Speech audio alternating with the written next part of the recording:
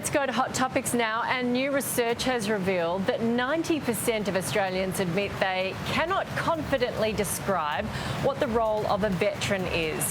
Almost a third even incorrectly believe that veterans are exclusively those who have served in combat. It comes after earlier findings published this week revealed that only 23% of Gen Z Australians feel strongly connected to Anzac Day.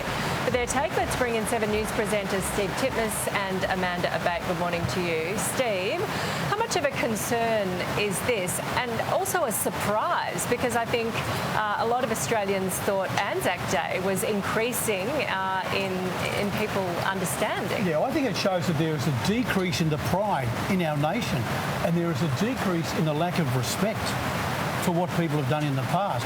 I think that's the crux of this. I'm very surprised this has actually happened. And, you know, I think we've got to the point now where it's great to see that things like AFL football and NRL are still having bumper days as far as Anzac Day is concerned. But really, there is a lack of pride now in our nation, which is dwindling, which I think is a contributor to this. Do you really? Because we have had year after year where the numbers at the commemoration services have increased. We see people bringing their kids. I thought it was on the up.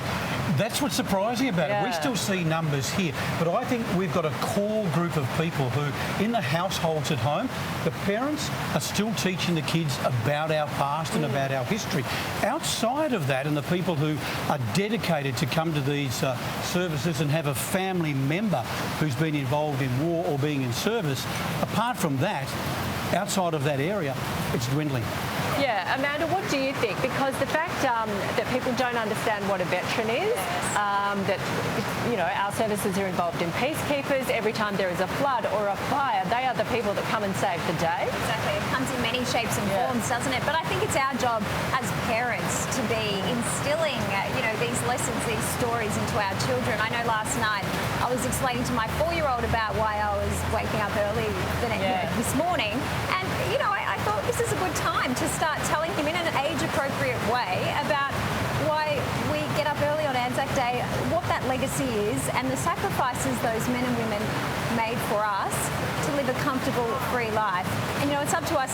There's a different meaning in every household. So it's our duty now to ensure the younger generations have a clear understanding of what today means. And a lot of families have a connection to wars through history, but also we have a problem getting enough people to serve in the ADF. Maybe we need to look at an education program to get that sense of pride back so more people want to be involved. Yeah. Have we in fact got a great opportunity now to in fact reset where we're at with Anzac Day and go, hey, let's run a great program through the schools. Let's get the parents involved more than not just the kids at school.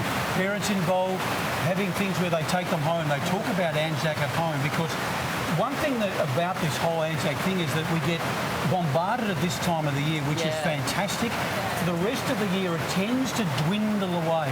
How about we promote Anzac Day and what it means 365 days of the year, which I think would be fantastic. Just like Amanda, I was having dinner last night with my daughters, and we spoke about Anzac Day and what it meant. And both of mine are going to services today in Brisbane this morning because they feel great respect, and they believe that people who came before us and went to war are the major reason why today we can dare to dream and live in the best country in the world. I know, and if you watch that service this morning, and it will be repeated many times throughout the next couple of days, we all have a moment where we teared up. Mine was where an elderly gentleman put his arm around another and you could tell he was crying because of the memories that came back.